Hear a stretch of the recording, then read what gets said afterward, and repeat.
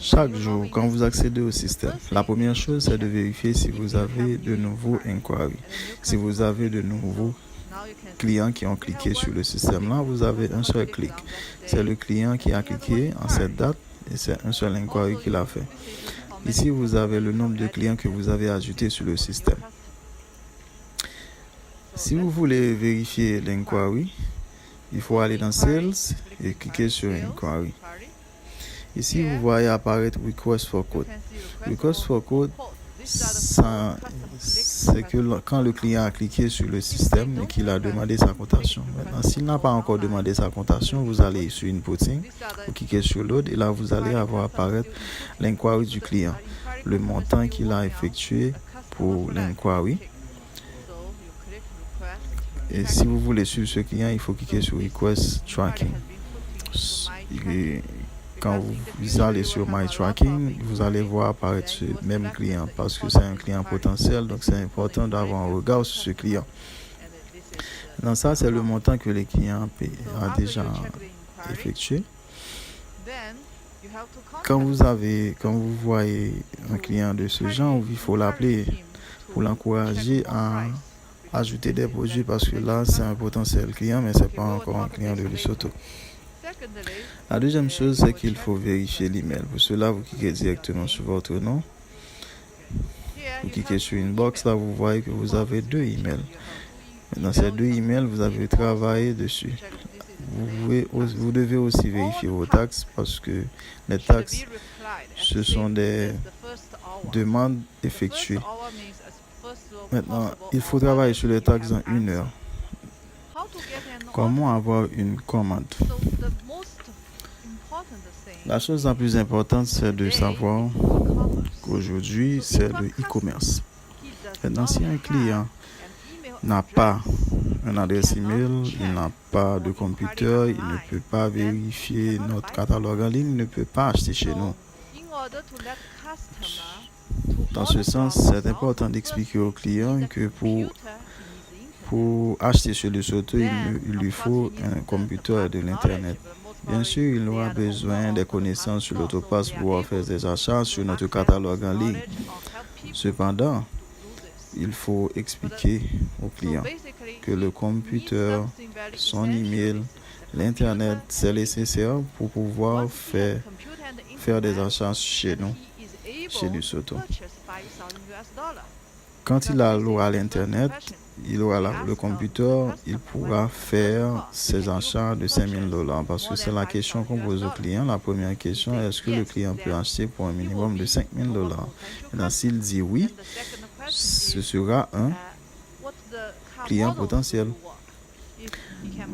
La seconde question, ce serait de demander au client est-ce qu'il achète des produits ou des pièces pour des voitures de marques japonaises, américaines et coréennes. Maintenant, si il répond oui, donc là, c'est un client de Lesotho. Maintenant, la prochaine étape, maintenant, c'est de l'inciter à cliquer directement sur le site web. Maintenant, cela se fera à travers le call leads. Quand vous effectuez vos call leads, un client qui est intéressé, qui a toutes ces informations, on pourra lui envoyer un email. Et à travers cet email, il y a un lien. Dans ce lien, il aura cliqué directement pour avoir accès directement à notre catalogue. Maintenant, il y a des clients qui ne veulent pas cliquer sur le lien parce qu'ils pensent que c'est un virus.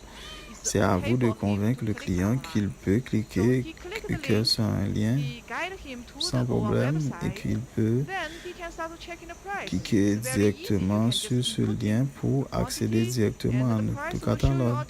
C'est très facile, il aura cliqué sur la quantité voulue pour les pièces désirées et comme ça, il pourra faire son inquiry.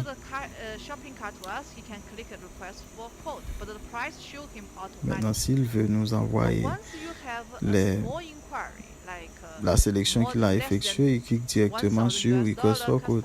Maintenant, c'est à nous de faire le suivi. Maintenant, si un client ne peut pas acheter si on vérifie un inquiry qu'on voit qu'un client achète pour $1,000 par exemple. Maintenant, la première question qu'il faut poser à un client, c'est de dire à ce client que pour acheter chez DeSoto, il lui faut faire une commande minimum de $5,000. Maintenant, si on voit que c'est $1,000 sur l'inquiry, on ne va pas envoyer un email à ce client. Il faut appeler ce client. C'est pour cela que les vendeurs, ils sont là parce que le secret de la vente, c'est faire des appels, faire des appels, faire des appels. Donc, il faut appeler ce client pour lui demander. La première question, c'est est-ce que c'est une vraie commande ou est-ce qu'il veut vérifier les prix? Il faut demander au client qu'est-ce qu'il fait. Est-ce qu'il vérifie les prix? Est-ce qu'il fait des comparaisons avec d'autres fournisseurs ou est-ce que c'est une vraie commande? Donc peut-être qu'il fait des vérifications sur les prix. Donc cela veut dire qu'il a déjà un fournisseur qui lui fournit des produits. Donc s'il a déjà un fournisseur qui fournit des produits, il faut lui soutirer quelques informations. Maintenant, si peut-être il a déjà une cotation d'autres fournisseurs, il faut lui poser la question comment il voit les prix. S'il vous dit que les prix sont excessifs, il faut lui dire quel produit directement où il trouve que le prix est trop élevé. Parce que le client peut penser que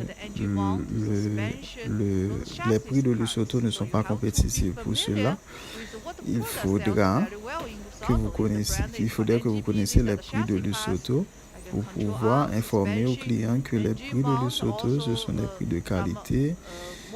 Et les pièces de DeSoto, ce sont des pièces de qualité. Les prix ne sont pas élevés. Faire référence à les pièces de DeSoto, les pièces mécaniques, les pièces de moteur, les pièces de carrosserie, tout ça. Aider le client à ajouter plus de produits. L'autre question que vous posez à ce client, est-ce qu'il est intéressé par d'autres produits?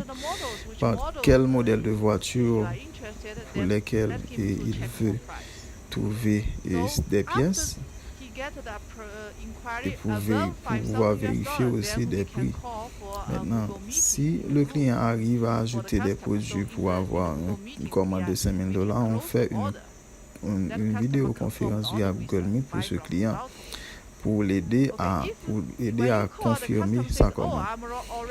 Maintenant, quand vous allez appeler ce client et que le client vous dit que le prix est OK pour lui et qu'il est prêt pour faire ses achats, vous lui dites ça, c'est un client qui est prêt alors. Donc, vous devez donner à ce client un temps limité pour clôturer la vente. Parce qu'il faut lui donner beaucoup de pression pour qu'il puisse acheter chez nous pour confirmer la commande. Maintenant, si on laisse le client 2 semaines, 3 semaines pour finaliser une vente, ce ne sera jamais effectif parce que le client doit être actif sur son compte. Il doit vouloir, vous devez vouloir finaliser cette commande avec le client. Maintenant, si vous ne donnez pas d'urgence à ce client, le client ne va pas acheter chez nous. Parce que si le client n'achète pas chez nous maintenant, pourquoi il vérifie les prix? Parce que les prix vont changer, ils vont augmenter par rapport à une certaine période. Quand on aura de nouveaux inventaires, il y aura de nouveaux prix. Donc, le mieux, s'il vérifie les prix maintenant, il faut l'inciter à acheter.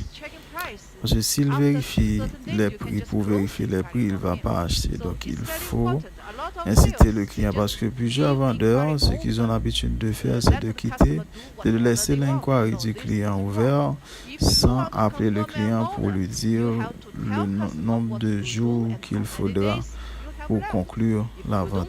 Il faut appeler le client, expliquer l'urgence qu'il y a pour acheter maintenant parce que les prix vont augmenter. Si le client ne termine pas l'inquiry dans 2 ou 3 jours, les prix vont changer et l'argent, le client va le perdre. Parce que les nouvelles inventaires qu'on va mettre, ce sont avec de nouveaux prix.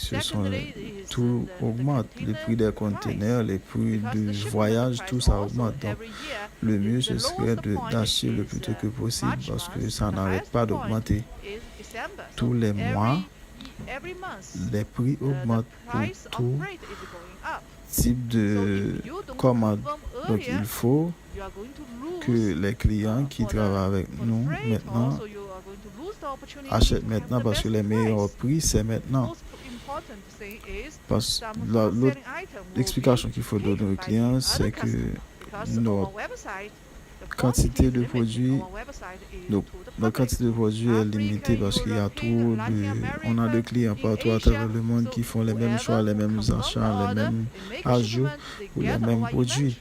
Donc, pour avoir une priorité sur ses clients, le client doit sélectionner les produits qui sont accessibles pour pouvoir faire ses ajouts.